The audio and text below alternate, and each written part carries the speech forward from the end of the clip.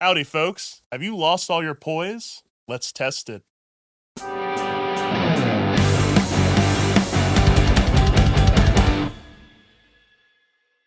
Howdy, folks. Welcome back to the Test Press. My name is Brylan May, and today we have a phenomenal, or not guests, but guests. Folks, we have indie and dream pop, I believe the website says. We have Northern California indie / dream pop band. Super excited for this interview.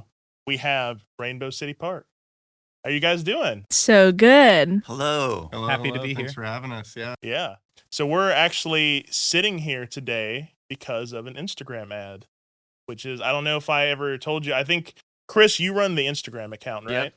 Yep, I run the Instagram account. Yeah. So I was just fed your guys' Instagram ad from nothing, and I heard, I believe Fruitless was the song on it, and I was just like, this is fucking amazing.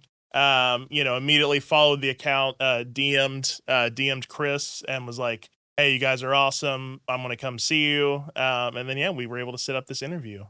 Stoked that worked. I just want to be clear. I did not pay him to say that. I mean, you paid Meta. So. Yeah, you paid Zuck to say that. So why don't we just go around and everyone introduce yourself, and instead of me doing it and probably butchering it, you can just say your name and what you play in the band. Sure. Yeah, I'm Chris. I play guitar. I'm Danny. I sing in the band. My name's Nick. I play guitar and sing. I'm Jake. I play the bass. I am Ryan. I play drums.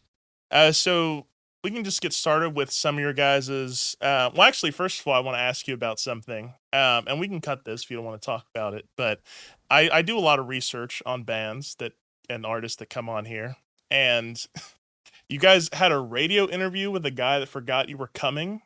Yeah.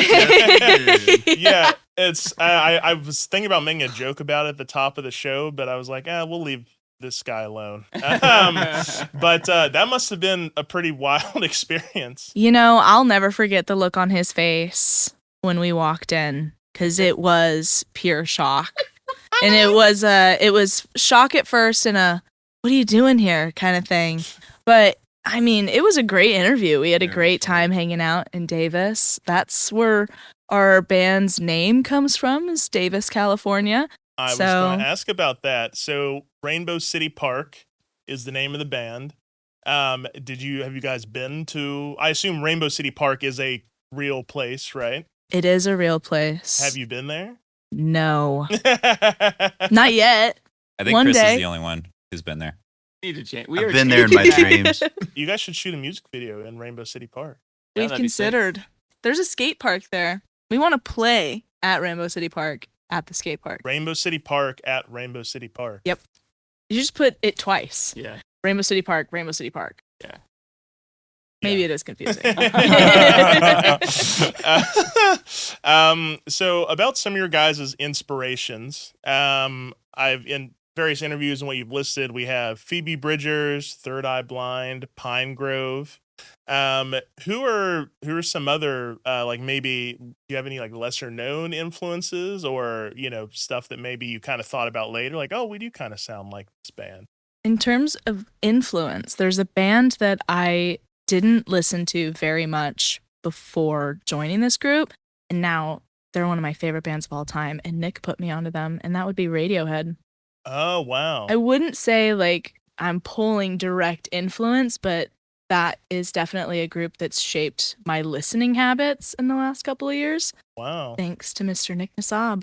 So Nick, you're a massive Radiohead. That is correct, as one would say. Yeah, I am a huge fan. Love and you Tom can and feel free. his You work. can angle the mic too. Yes. Yeah. All right. There we go. Yeah. Yeah, big fan. Love Radiohead. Try to pull their sensibilities into the way I approach music. Not necessarily mimic the exact sound. I don't think we sound like Radiohead No, yeah, I wouldn't say so. but more the guitar sensibilities, I think. Yeah, very musical, focus on technicality, which is something I've noticed that we'll get into. And as well as I think the attention to lyrics that Tom plays. I can definitely hear that in your guys's music as well. So I have to ask, what's your favorite Radiohead album? Kid A, definitely. Wow, okay. Yeah. Yeah, that I hear that one a lot. I hear OK Computer. That's probably the standard take. I guess I would say. I'm gonna be honest. This is one of my most controversial music opinions. I do not really care for Radiohead. Goodness. I'm sure the comments are going to blow up under this video. But, yeah, I do love OK Computer, and of course, but I maintain, and I'll look into the camera and say this: the best song they ever wrote was "Creep." That's just the truth. I forgot they did that one. Yeah. Yeah. Yeah. Yeah. I don't think they'll ever make something as good as Creep, to be honest. But anyway, enough. I'll probably be killed by a Radiohead fan. Probably that would be me. You don't know the violence I have in my heart. Oh shit.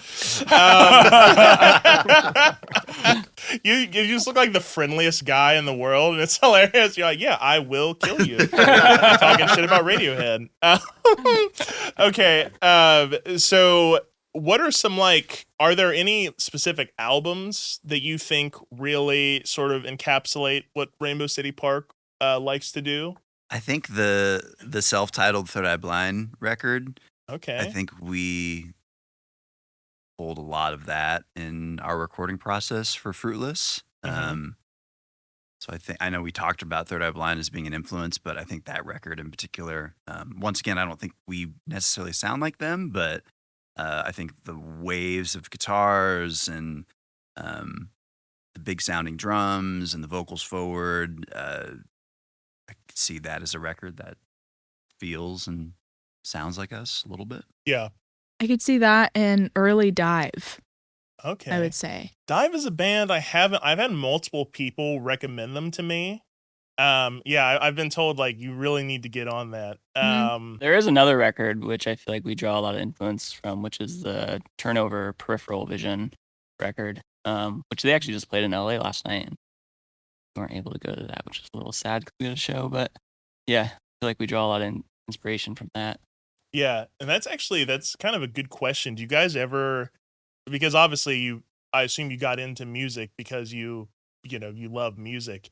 Does it ever and I wonder this about professional musicians in general of any, do you ever find that doing this for your job sort of impacts how you enjoy music on your off time? No. Okay, well But that's I good. do think it's just because my everyday life is consumed by music. Every facet of my life, my job, my hobbies, my spare time is just surrounded by music. So I wouldn't say doing this alters my ability to absorb it. If anything, doing this has really expanded my horizons. Because my upbringing in music was more of classical Okay. variety. Oh, right, because you're one of the classically trained musicians. I believe we have two Yeah. among us, correct? That's right.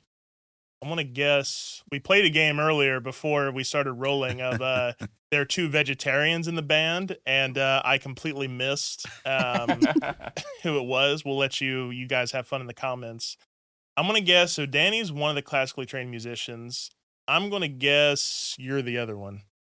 You are correct. Yep. I know that a very intentional way to speak. I've noticed a lot of musicians. They didn't teach me that in music school. but- That's not a diss, of course, by the way. It's something I've legitimately noticed in professional musicians. They tend to be very well spoken. The rest of you guys just sound like idiots, but no, I'm kidding. So true. But It's not- at least somebody else is saying it. For us. finally. I want to ask about, and when we do more of a deep dive on some of your guys' songs later, your guys' lyricism is fucking unreal. Truly, when I listen to you guys, I sit down with the lyrics in front of me when I was prepping for this, and I was just like, wow, this is fucking crazy. Thank you. Is there a primary lyricist in the band, or is it very collaborative? I write the lyrics for. Really? Yeah. Oh wow. So thanks. Yeah. I mean, yeah. Do you have any favorite lyricists specifically? Chris is laughing because he knows that I am such a Swiftie. I do love Taylor Swift. Hey, I think she's one of the best songwriters of the modern age, for sure. I would have to agree. I think something that changed the game for me was hearing her talk about her approach to songwriting in the terms of having her glitter gel pen songs versus her ink quill pen songs, because not every song has to be like the most monumental, in-depth, poetic song as long as it's saying something, Yeah. And I think that hearing it put in that perspective in the trio of different pens was something that changed the game for me writing. It's Yeah. like, oh, I can look at Oh, it. yeah, I not can put it in a everything- little yeah. bit of a box and it Right. helps out a little bit. No, I totally agree. I think that's a good way. But I think the lyrics of your guys' music, it walks the perfect line between being thematic but not being overly specific. Mm-hmm. And let me know you guys in general, but especially you as the lyricist. I feel like there's this, I've mentioned this on the podcast before. I think there's this trend now of like these where in the lyrics of songs you're almost just listing stuff and being like hyper specific, like literally just talking about your day. Mm-hmm. I personally don't like that generally. I think there are some people that do it really well. Like I think Phoebe Bridgers is someone who incorporates that kind of voice super well. Yep. But I'm just curious, like, what do you guys think about that writing style? Obviously not to call out any artist specifically, but just in general. I'm about to. I'm about to. Okay. Evan Stevens Hall from Pine Grove. Okay. Incredible lyricist, and does a lot of that where you hear certain lines and you go, what the hell does that mean? And then you zoom out on the greater context of the song and it's just like a fleeting feeling Yeah. or something of that sorts. And I think that is a type of lyricism that I'm actually trying to unlock, is Oh, okay. something similar to that, maybe not like completely leaning into that, just the ability to throw in those lines where you think like, okay, adjectives for sure, Yeah. but then you get to see it in the context of the theme. what we're talking Exactly. about. And I think that's the key, because like what I'm talking about is like the people that are like, I woke up, I went and got coffee, Oh, I got you. kissed this guy, I was sad. Like I feel like there's a lot of that voice going on, especially in indie right now. And it's even kind of creeping into pop a little bit. Yeah. Here I Um, am going like walking outside Labyrinthia over cracks along under the trees. I know this town grounded in a compass, cardinal landed in the dogwood. Like that's like those are the lyrics yeah, that but I'm see, thinking that's of the kind with of this. shit that I love. Do Yeah. we have any Fall Out Boy fans in the house? Yeah. Hell yeah. Fall Out Boy. I think Pete Wentz is one of my favorite lyricists ever, which people usually laugh at me when I say that. But like Fall Out Boy's lyrics are just so like, because I kind of almost like the Fall Out Boy in the early like Vampire Weekend, where you're almost like, what the fuck are they talking about? Yeah. So yeah, I kind of like that. But yeah, I think you guys walk that line beautifully. Thanks. I promise we'll get to other people. We're going to pick on Danny again a little bit. I feel like your voice is like one of the most versatile that I've heard in a while, especially in indie. Like I feel like on like there are some songs, particularly Provincial. Is that how you pronounce it? Provincial. Provincial. I feel like you almost sound like Haley Williams a little bit. Cool. High praise. Yeah. But yeah, then on other songs you can kind of morph your voice to sound differently to fit the music, which I think is cool. Thanks. Yeah. Thank you for that. Does anyone else do background vocals at all in the band? I sing in the band. Okay, very cool. What like are you a classically trained vocalist, or have you ever like do you just like to sing, or I assume you have a pretty good voice? Absolutely not a classically trained musician. I try to keep up with Danny. I've been singing a long time. I think the stuff I do on the records is a little different than what I do live. I'm much more of a floor for Danny because I have a lower baritone voice. Sure. On the records I do more expansive stuff, fifths and thirds underneath, sometimes doing higher harmonies, but it's mostly just to serve the song and give Danny low end and just give her voice a space to shine. Who are like some of your vocal influences? I really like Mark Kozelik from Sun Kill Moon.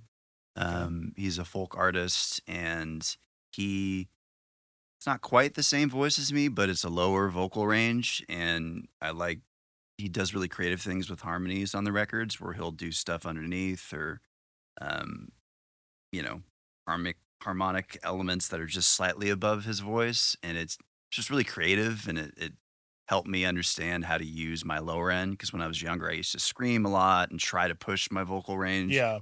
I grew up listening to grunge and all Okay, that so like the stuff. very gravelly kind of Yeah. delivery. Yeah. And although I was able to kind of get away with it for a few years, it's not really in my wheelhouse. Yeah. So just leaning into like where my voice actually sits. Hmm.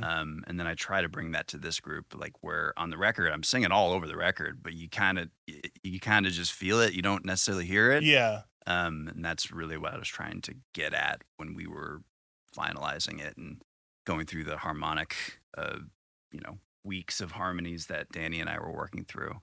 And then I would just kind of let Danny do her thing, and then I would hear all her harmonies, and she'd have stacks, 3 or 4 things, and then I would try to find, okay, well, where do we need a low end, Yeah. or something that we need another voice here, even if the audience or the listener is not really understanding that there's another singer, something Yeah. that feel like in a chorus, for instance. Hmm. Yeah, when we recorded the EP, we did the majority of the instrumentation first, and then we spent probably upwards to like a month and a half afterwards bouncing harmony Wow. ideas back and forth before sending them out to get added in.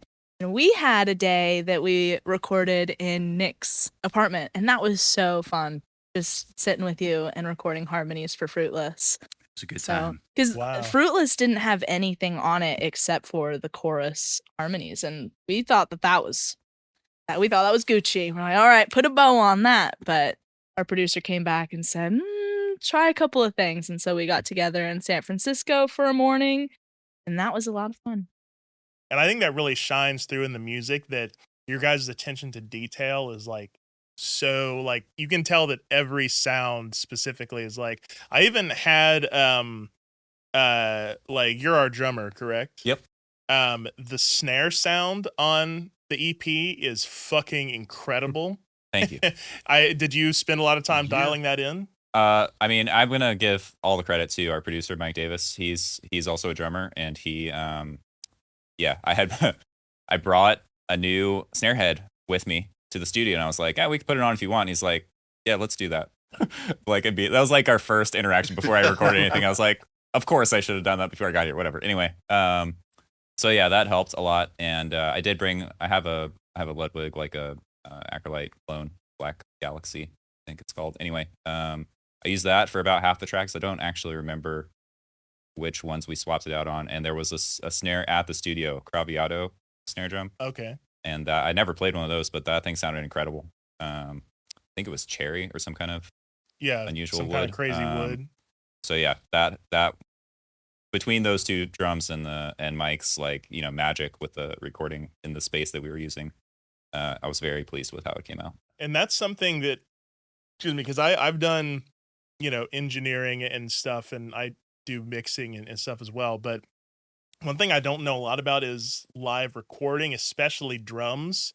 And like, I've always kind of wondered how much does the actual snare drum, this probably sounds like a stupid question to you guys, but like, how much does the actual like type or even individual model of snare drum, how much does that impact the sound? Like, is it possible to get any sound out of any snare drum, or like, does it really matter like what kind of snare drum you use? Personally, I feel like the snare drum is the reason for Rainbow City Park's success. That's so true. No, I've had that particular drum that I'm using the snare for the entirety of the time we've been a band. So I just got lucky. I think I've had a few drum kits before the one I have now. And this one I sort of put together more intentionally around the time that this band was getting started. So just kind of worked out that way. Because I feel like we can have our bassist weigh in here. But I feel like with guitars and bass, like especially with like amp modeling and stuff now, do you think like the kind of guitar or like bass, do you think it really matters a ton, or do you think you can kind of craft any sound out of like any kind of rig? It depends to a degree, you know. I think bass particularly, we're finding out on this run that you don't always need your effects, you know, you don't always need your pedal board. You can kind of go without that. I usually use effects and whatnot. I'm just going dry on this and it sounds really good. It's pretty fun to, just experiment with volume knobs and tone, instead Yeah. of like a compressor and like a preamp and that kind of thing. And I feel like on the bass, it's like even like where you hit the strings makes such a massive difference, Yeah. way more so than Yeah. guitar. Yeah. Like you can get, oh, sorry, go ahead. No, please. I was going to say you can get like a totally different tone, like, picking over here, like Mhm. near the bridge versus, Yeah, up on the neck or like thin pick, thick pick, like especially because like the thick strings, it really, really resonates with like how you approach it. yeah, it's Totally. a very responsive instrument. Whereas like, I think guitar more so is the instrument like of all of them. I mean, obviously it still makes a difference, but like, especially if you're going into heavy distortion, it's like, are you really going to hear like a different type of body wood versus, maybe with clean stuff, it probably makes a bigger. Well, what do you think is our, I we'll was ask gonna our, well, we have three say guitarists that I here. think that we used over 7 different guitars Oh, wow. on the EP. Way more. More than 7? It was Really? probably I Way just more. counted 7, Yeah. so We had 2 full racks of guitars. Whoa. Yeah, it was a lot. we used all of them? Yeah. I didn't count my guitars. I was just counting you. So you guys, so you did notice a big difference then. Absolutely. Totally. The pickups, the strings, the effects, everything. Wow. Yeah. That's wild. Yeah, because I always thought like, because I more do like super high gain stuff when I work with guitar. So I feel like for that it makes, I mean, obviously like active versus passive pickups, it makes a difference. But like, I feel like when you're going into that much distortion, like the minutia comes through a lot less, and it's Mhm. more just like I think it's more about the amp at that stage than like the actual instrument. But maybe guitarists will probably light me up online for saying that, and like I said, maybe I just am ignorant of the process. But that's kind of how I've always felt. But clearly, once again, your guys' attention to detail, I mean, it was able to make this incredible record. So and I realize actually, kind of backing out a little bit, we actually didn't really do your guys' origin story at the top. So why don't Chris, you're the general of Rainbow City Park, as it Yeah, were. that's me. Why don't you give us a little rundown of how this came to fruition? Yeah, so I played music like all growing up. I started when I was like 13 or 14 in bands, like 4 or 5 different bands, like bands that toured and whatnot. And then I started focusing more on my career and I went to grad school. And during that time, I took like a 5-year break or so from music. Oh wow. But as I was like getting towards the end of grad school, I felt like I was really missing music in my life. So at the beginning of COVID, I moved back to Sacramento, and then I started like reaching out to folks on like social media and posting ads and stuff in various places, and found this collection of people. Found this ragtag group of hell yeah. So I understand you found Danny on Facebook, Yep. if that's correct. Yep. Danny, did you were you like in a band at the time, or were you just kind of like, were you like looking to join a band, or was this kind of like a random thing? I think I knew at that point that I wanted to be in a group. I was finishing my degree at the time, and I was very involved and invested in music education. And I knew that plan A was always to make music with my friends and to be out on the road and see new places and play on the road. I did think though that I was going to be like in a symphony. Oh wow. So I like wanted to play the tuba. Really? Yeah, I played the tuba growing up, and That's I thought that wild. that's what I was going to be doing, if not being a music educator at like a high school level. Yeah. Yeah, I thought that that's what I wanted, but I did that for a minute and realized that it just wasn't my thing. And at that point, Chris added me on Facebook. It was like really soon after that point, maybe like a couple of months. Wow. And his very first post was, looking for a vocalist or keyboard player or guitarist that is interested in, and listed I think 5 groups that we've all talked about already today, but that I just love. Phoebe Bridgers, Turnover. So yeah, I hit him up, and then he said, okay, like, let's get together, let's jam. And he sent me the address, and it's the middle of nowhere, Sacramento, in like this warehouse district. So I do you're the like- street view. There's a empty field, gigantic buildings, unmarked. Oh my god! So you're like, this guy's set up a kill house in this thing. Absolutely. Yeah. Absolutely. Oh, shit.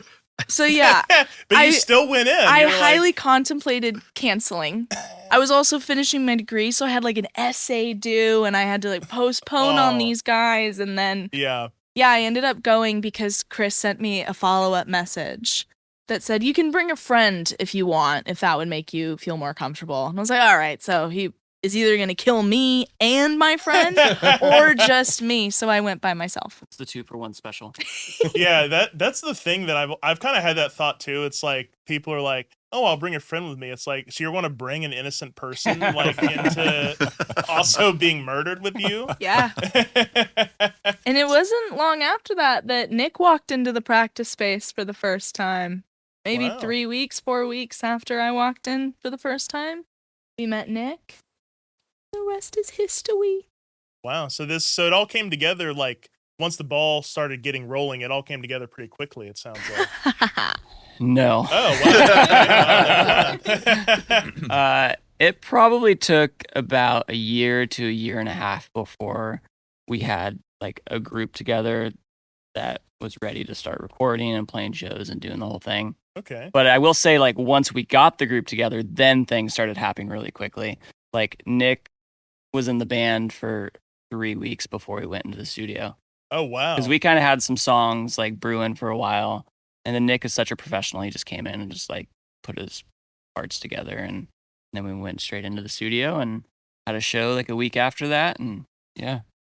So you had to kind of just like get on the front lines like right off the bat. Well, it's wild. So Chris and I connected on an online musician platform called Bandmix, and I have family in Pioneer, California, and Okay. it's just north of the Sacramento area. And so at the time, I was in a lot of projects, and I wanted to keep, diversifying and find something that was going to work and be creative, and And he had sent me some demos, and I was really intrigued, and I thought the music sounded amazing. And so I was like, okay, it's on the way, because I live in San Francisco.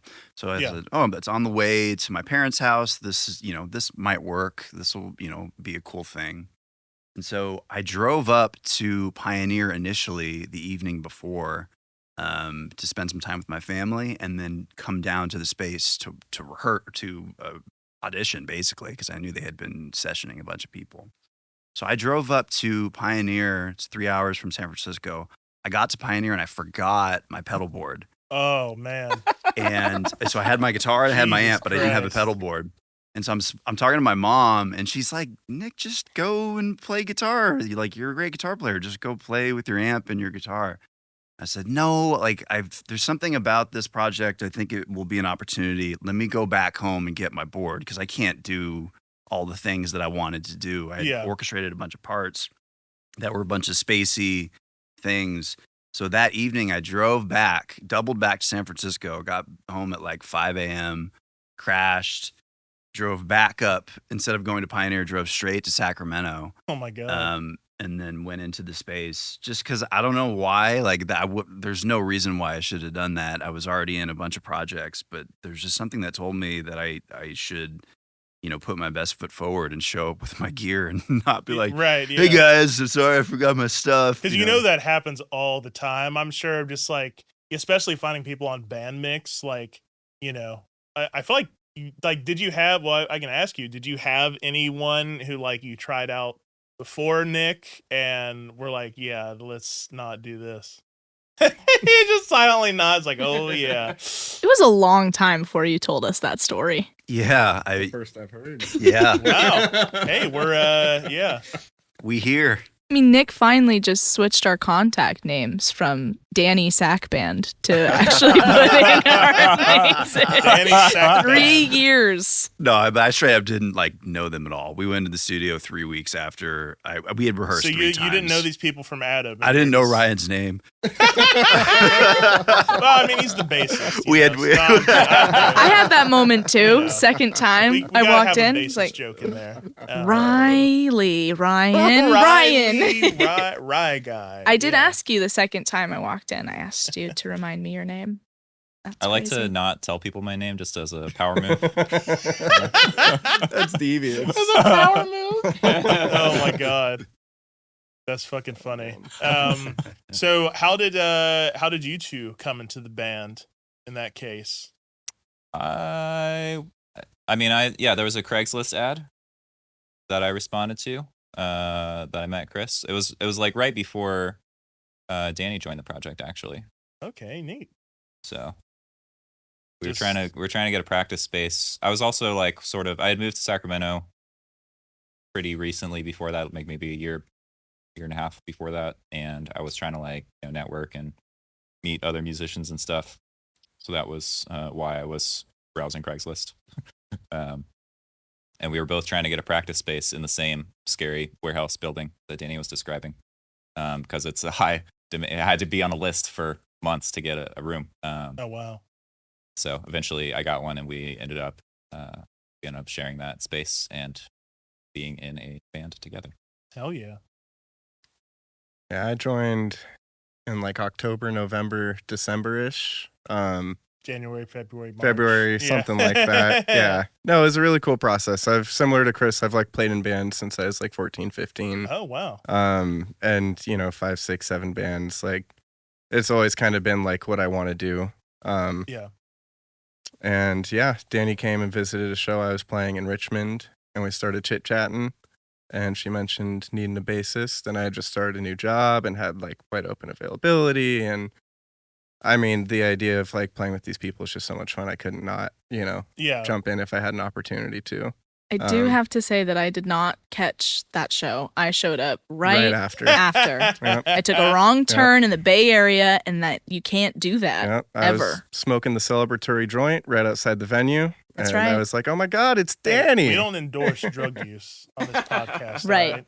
Right? So not only did I miss their set, but I poached their player That's to crazy. join Rainbow City Park. So you no longer play with When it that worked. other band? Oh, no, I No, they do. play. I do. Okay, okay. Yeah. I was gonna say, all right, let's bring him in. For my execution. No, yeah, the Yeah. singer and I, we've been friends for like 8 years. That band Oh, has been nice. together for 5, 6 years. Bands have busy times, non-busy times, and Sure. wanted to be really busy, and this has been an awesome opportunity. Anyway, we've talked a little bit about your guys' musical background. We're going to get into some specifics of your guys' music. We have a few songs I'd like to do a deep dive on. Cool. But first, do you guys like games? You guys like playing? Oh, does Chris love a good game? Are you a gamesman? Yeah. Okay. Whenever I can come up with a game on the road, I invent games all the All time. right. You know what? We'll Come be in up the with a pool game for right 5 now. minutes before Chris goes, okay, so here's the game. Oh, wow. That's amazing. All right, Chris, what do you got? What are we playing? No, that would be totally evil if I was like, yeah, man, just take over the podcast. You just got to get in the pool. Okay, so I have a game for us to play. So I asked a few of you guys to fill out some information on some Google Sheets. So what we're going to do is I have 4 stories here. Okay. Let's get some ASMR in here. I have 4 stories here. And what we're going to do is these are, well, they could be from one of you guys, or they could be from me. It is possible to repeat. So I'm going to give a brief description of the story, and you guys are going to have to decide collectively and vote who you think the story is attributed to. Who did it happen to? So there's a little bit of deception here. So if the group guesses, everyone gets 1 point. If you guesses correctly, if you deceive everyone and they guess wrong, you get 3 points. Okay, does that make sense? Okay. Got it. So there's a little You're bit of gonna like keep track of like if you guys points. ever Yeah. played I'm Werewolf, good at there's a little bit of Yeah. like you want to try to throw people off the scent here. Yeah. All right, so let's get into the first one. And if you guys guess the one that's my story, I'll give you 10,000. Whoa. Amazing. Wow. Yeah. 10K. Okay. Story number 1. My band tried to play a bootleg show in front of Warped Tour. It got shut down in 10 minutes. It's gotta be Jake, right? I feel like Chris would do that, but Jake fits the genre of Warped Tour better. And you guys, you can Chris really likes Coheed and Cambria. It's definitely Jake. Chris really likes Coheed and Cambria. He's not saying anything. He's looking Yeah. away. I feel like if I wasn't looking at Chris right now, I would definitely guess Jake. But just looking at Chris, he looks very suspicious. So I'm gonna say Chris. I I've think only- it's I've Jake. only His been body to language one looks Warped Tour. nervous. I've only been to one Warped Tour. Yeah, We the one talked that you about got it. kicked out of. No, we talked about it. Okay, so you have actually been to Warped Tour Once, once. Okay. I've been Maybe twice. he was banned. We don't know for trying to play. maybe. Banned And for then I life. snuck in. It's not the worst thing story that you so could far. get banned from Warped Yeah. Tour for. Yeah. Hmm. Maybe doesn't sound like we have a consensus here. Yeah, I mean, What? you guys wanna go? Let's go to a vote. So, okay, on the count of 3, point to who you think it is. Can we ask you a question? Sure, Because you got something in there too. I do. Yeah, you can ask me questions. Absolutely. Have you ever been to Warped Tour? I've not, unfortunately. Have you ever been outside of You Warped Tour? lie. Yeah, we'll say you can. Chris we'll just say asked if you lie. could lie. Oh, Hold on. You can lie. We're not sus Yeah, you about can it. lie. Okay. I mean, okay, let's don't just say no, I've never been to Washington. If you lived in Washington, so don't get crazy Never with been it. But to you can, try to dance around Deceive. the truth. Okay, we'll for say. sure. Yeah, For yeah. sure. Don't just outright my name is Jim. Don't do that. What kind of genre was your last band? I've never had a band before, actually. I'm a relatively newcomer to music. Okay. Yeah. I've never had a band before, so. Then it's Jake. Okay. We want to count of 3, point to who you think it is. 3, 2, 1. It's Jake. Okay, so it seems like there's a consensus on Jake. Majority. Will the person who the story actually belongs to please raise your hand? Yeah. I knew it. I'm not old enough. Such a Chris thing. Yeah, let's go Chris, play outside. So of why Warped. don't you tell us, shed some more light on what happened here? Yeah, I was in a metalcore band when I was like 18, and we rented one of those U-Haul trailers that aren't covered, Mhm. and we set that up as a stage. So we had all of our equipment. We had tarps over it while we were driving. We pull in. We're right in front of the line. We have this generator, which we ran 100-foot extension cord to get it away from us. And yeah, we set up. We're about to play, and then security guards come over and yeah, you can't do this. We're like, oh, come on. So it was totally shut down before it even really began. Yeah, That's hilarious. yeah, it was a bummer. Wow. Okay, so Chris gets 3 points. He successfully Man. deceived Nice you guys. work. That was stressful. Yeah. I get because I obviously I knew the answers, so I was eyeing Chris out of the corner of my eye. And I was he's just totally poker table, just all right. Story number 2. I kicked in the front door of my house, staring down my grandmother before shitting myself in high school. Ryan. This is so Crazy. quick. That's There's so there's quick. no fake stories in here. No, right? there's no fake You stories. guys should These know all I do live actually next door to my happened. grandparents' house. You kicked down your grandmother's. No. Wait, say this again. Okay. I kicked in the front door and stared down my grandmother before shitting myself in high school. Why would you do that?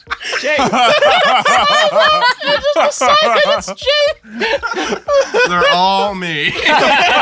They're all Jake. It could be Brylan, right? It could be me. It could be me.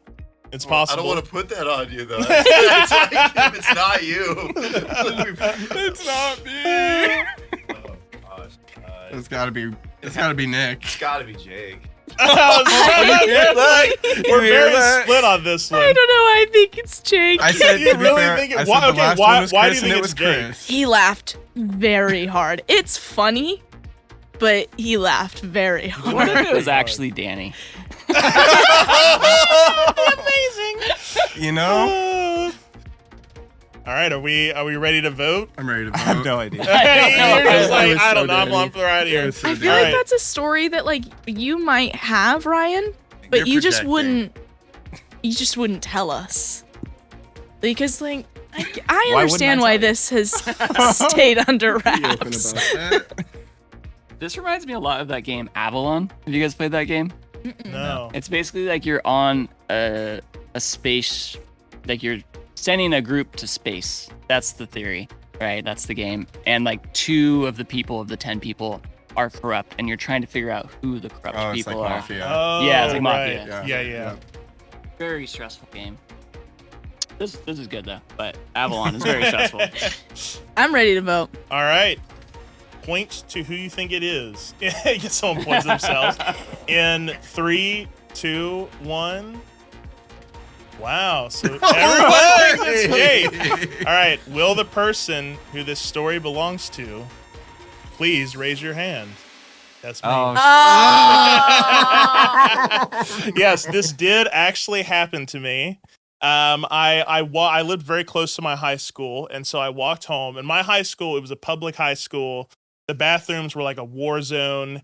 People would be like, like stabbing other kids in there. It was not good. It's not a That's- safe place to poop. Yeah, that's not a safe place to poop. Maybe stabbing is a bit hyperbolic, but it was bad. And so I was like, all right, like I can make it home. It's okay. It's like a 10-minute walk. And then like halfway through, I'm like, okay, this is bad. But I'd already passed like the part of the walk where there's like businesses, so it's all residential. So I'm like, okay, this is fucking really bad. And so I'm like, just kind of like trying to scoot along the sidewalk as best as I can. I get to my front door, and my grandmother was always home, and she was a big lady. Rest in peace, Meemaw. So she had trouble getting out of her chair. So I was like, oh, please, God, I hope she's already up. And so I'm knocking on the door. I look through the window, and she's sitting down. I'm like, oh, no. So I'm like pounding on the door. I'm like, Meemaw, hurry, please. I got to use the bathroom. And so, and she's like, okay, Brylan, hold on. And she's like trying to get herself out of the chair. And I'm just like, Meemaw, hurry, please. And then she's like, I'm trying to come. Like, hold on. And then I knew, I was like, okay, I have a decision to make. So I watched a lot of Law and Order, and Detective Stabler was always wont to kick in a door if he had to. And so I planted my foot and just boom, right on the knob, and just the door frame just exploded. Like I fucked the door up. And then instead of running up to the bathroom, I just stared her in the eyes and just fully shit myself. It was horrible. And I will never forget her face because I had just kicked in the door. And I was just like, because I didn't know what else to do.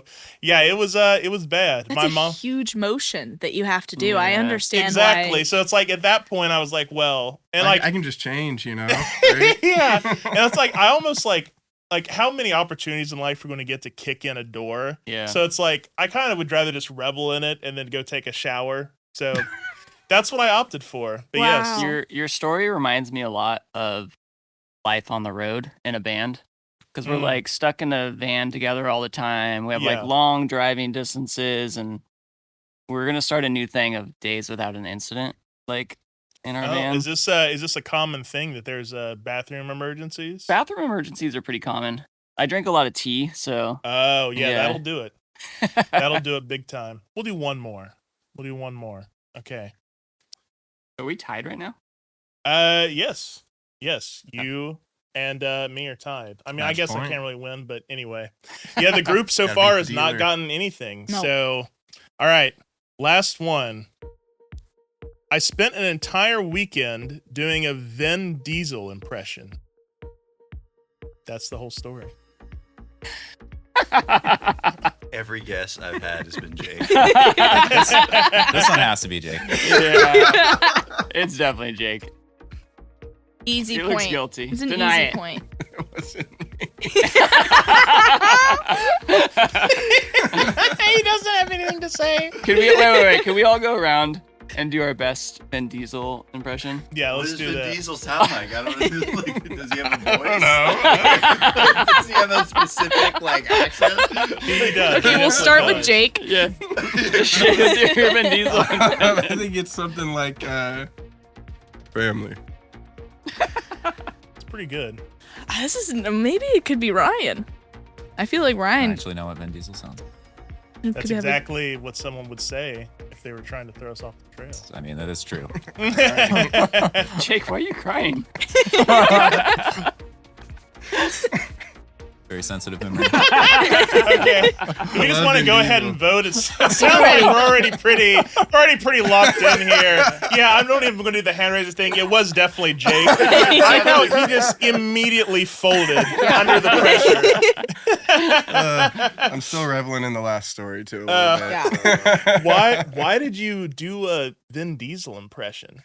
The band I was traveling with, we were all doing it. So we were in the van for like 9 hours and driving past like Six Flags, and Six Flags is just a great place to go with your family. All right, well that was a pretty fun game. So I believe me and Chris tied for the win. We're the best liars. A crown of honor. Noted. Right, noted. Maybe he's running a long game. He actually is going to kill all you guys. He's just like that's the thing you put on the Google form. Anyway, so you guys just released this tremendous EP called Fruitless. I've listened to it. I've probably listened to it all the way through like 15, 20 times. Goodness. Yeah, I play I want to talk about my favorite song here, which is Chalk. That's my favorite song on the record. So did all of you guys sort of write this one collectively, or was this one like more so like I guess just tell me the story of how this song came to be. I feel like that one started with that intro guitar riff. Started with like a couple different parts. And then we kind of put the music together. And then, yeah. Yeah, you had the guitar rhythm part was what happened first. Yeah. Yeah, and the chorus. I feel like those were presented together. Chris presented Chalk as a guitar demo first. Oh wow. We added in the bass and the drums around the same time, and that was a super collaborative day. Nick comes in and has his parts pretty much dialed whenever we give him a demo. Not for that one. Really? So that one, I had the song like very like rhythmic parts ready for the studio, and Mike, our producer, he kind of looked at me when we were doing, because it was like in the middle of our recordings. I think that was like the third song we were approaching guitars on, and he was like, "I don't know, Nick. Like it's not adding. Like we need something else. We need some space." And so I completely rewrote, with the help of Chris and Mike, my portion in the studio. Whereas I feel like the rest of the songs, I was pretty dialed, but my portion was completely revamped. And it's really cool. I used a baritone guitar and a bass six for a bunch of Oh. parts that now Chris plays live. So it's a very interesting hodgepodge. A lot of my portions Chris will do because he can get to them live, and then I hold through this kind of space bath throughout the song. But yeah, not typical. Usually I would come in with the part, but I don't know. I think when we were doing the recording, I don't want to speak for everybody, but I think the thought was, for me at least, I wanted to come in at the 70 percentile because I knew in that space we were like living in this space for 7 days and recording together, and Mike is so skilled. I wanted to have some room where it was like where I could look to him and go, "What do you think?" And I think that was one of them. It's crazy that I missed that whole part because I was busy in the closet. Yes. I was holed away for a lot of our studio time writing that song lyrically, because when we came into the studio, it was maybe like 40 to 45% done lyrically, but then I cut everything except for the first line of the chorus and redid the lyrics while we were in the studio. Wow. And that was very nerve-wracking for me. That was like, I was very stressed at the studio for that reason. Like everything else, amazing. The most beautiful place, working with the most amazing producer. Food was amazing while we were out there. Times were amazing. But I had this lingering, is that song going to finish? Like, am I going to be able to do this? And yeah, we did it.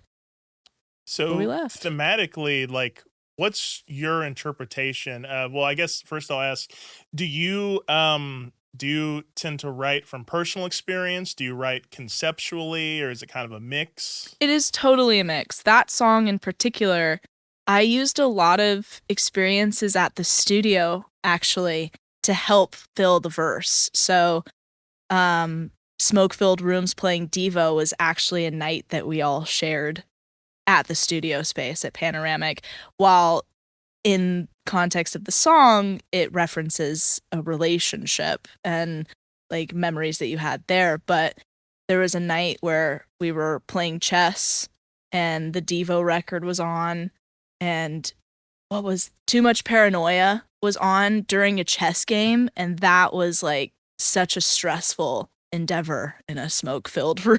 Yeah, I'm but sure. yeah, that's where that line came from. And yeah, I'd say that the rest of those lyrics were just a mixture of personal experience and things that we were up to that week recording. I remember going in the studio and like the other 4 songs that are on the EP, like we knew those were going to make it onto the record. But Chalk was like, Oh, wow. I don't know, like maybe not. Like there was still some work to be done there. And yeah, like Danny said, she locked herself away in a closet for like 12 hours one day or something crazy. And I just remember hearing it the first time when she was like tracking it. I was like, this is so good. Yeah. He I was did gonna not say, make that's that like- face Oh, though. wow. I gave him the headphones and he like approached my closet. Right? I put the Okay. headphones on him and he's just kind of like, yeah, cool. And then he was out. That's not it. It's not it. Yeah. But Wow. glad that you dug it. Yeah, that's very surprising that one. I mean, all the songs are tremendous, obviously on the EP, but yeah, that one is really a standout for me. So yeah, that's very surprising to hear it almost didn't make it. Oh yeah. Well, to me, in the studio space, it seemed like there was no question. It seemed everybody was on the same page. Like, we're doing Chalk, so figure it out by the time Yeah. that we're done with the studio. And I'm really glad that that was the approach. And our producer had the same exact approach. It was like, well, we're gonna record vocals to this by the end of the week, so you better have some vocals Right, for you it better by the have end of the something week. going on. Yeah. So Well, yeah. So I'll insert the song "Chalk" right here. Many miles to El Paso, you'll see me when I get home. Out of smoke-filled rooms, playing Devo. 23 months of flattery, with moments that could fill galleries. Imagine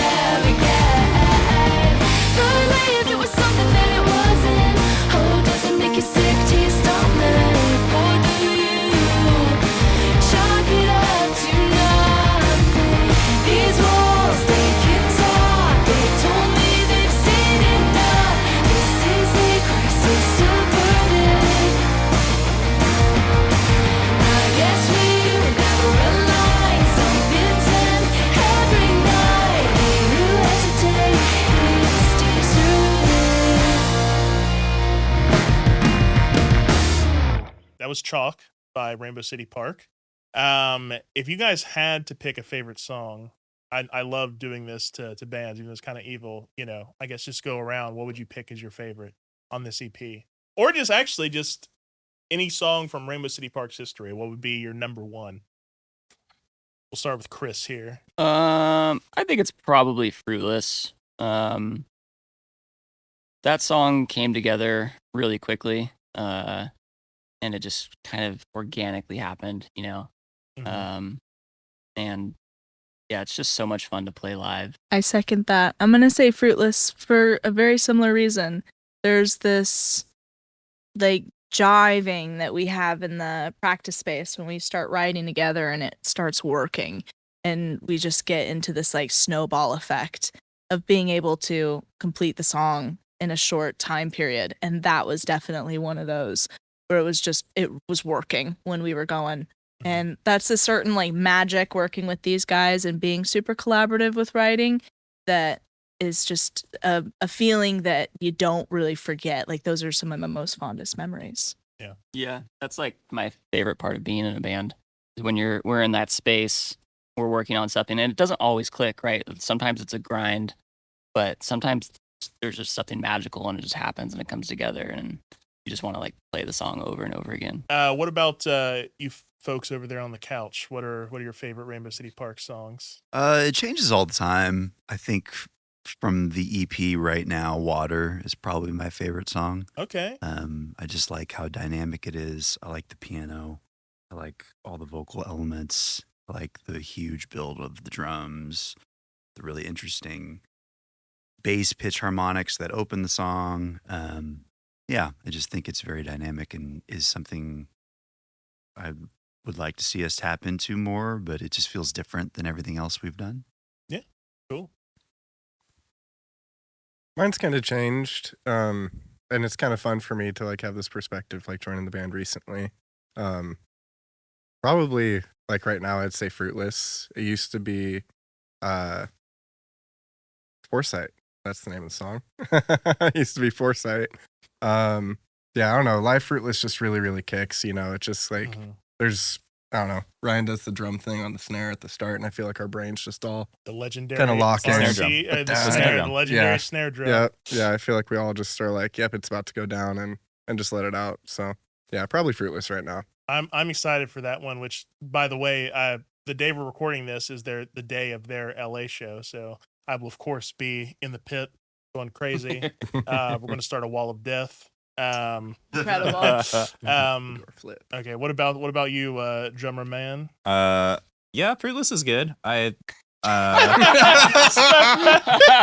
Spoke mean, very intently. It's good. No, but It's his hardest song. it's so Yeah. I've been thinking actually we play that at the end of the set lately. And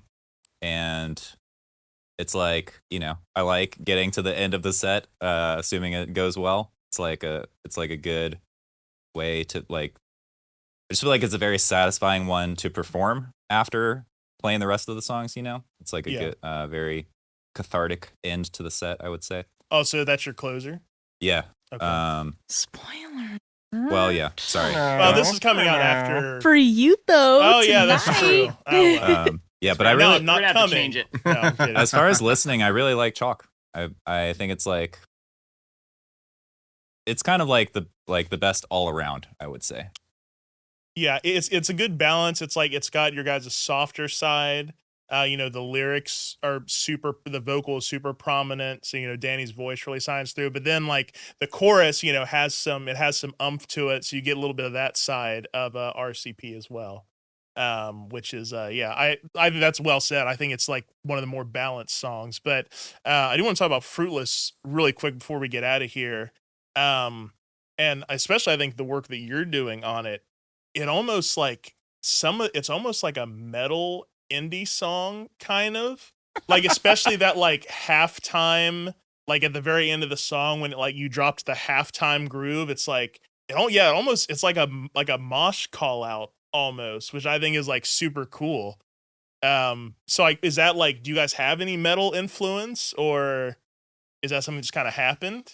Do you recognize the shirt? Oh, is that I know I've seen that before. What band is that? Mastodon. Okay, hell yeah. I play guitar in another project where we do a lot of that sort of thing. But yeah, I'm into heavier music. And, Dude, me too. That is definitely an influence personally. It's not really an influence on the band as much, but Well, but I think definitely you're kind of sneaking comes it in through, there, yeah. with the especially with some of the drum work. Yeah. What do you like? Do you like Behemoth? Yeah. I love Yeah. Behemoth. They're like one of my favorite bands. trying to let them. Sorry, I'm trying to get them to let me play double kick, but so far it's not. That would be gnarly. I just got to say, as a fan, I think you can make it. My friend, they're in a band called the Framers, actually, and they have they're indie pop as well, and they have a song where they have a double kick. Yeah. But anyway, all right, I'm gonna insert Fruitless right here. It's tremendous. It's kind of the song that this seems like the lead single ish kind of vibe. That's It's the the song. titular track. Oh, right, and it's the titular track. So I'm gonna insert it right here. A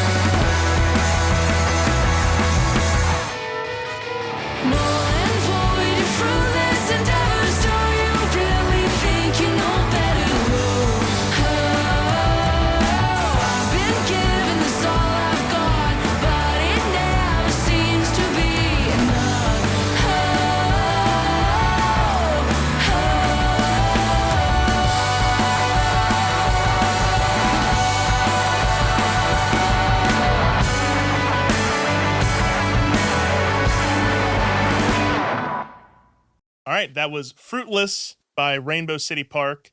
Unfortunately, we have to go. I could literally talk to you and trade shit stories all day, but we do have to go. Before we go, I promised my friend Hank that I would ask you this question. Do you guys like tartar sauce? I like tartar sauce. Yeah. Okay. Yeah. Beautiful. All right. I mean, yeah, that's all I got on that. All right. Rainbow City Park. Amazing indie band. Truly, and I believe I shared this with Chris on Instagram. I haven't been this excited about a band in a long time. I think you guys are fucking amazing. I think you guys are going to be playing stadiums one day, legitimately. So definitely, if there's any band, I've all the artists that have been on the show have been incredible. But if there's any band you're going to check out, have it be these guys. These guys are fucking phenomenal. Can't wait for the show tonight. Thanks so much for coming on the show. Thank you so much for having us. It's been a blast. Yeah. It's been All right. Till next time. Bye, guys.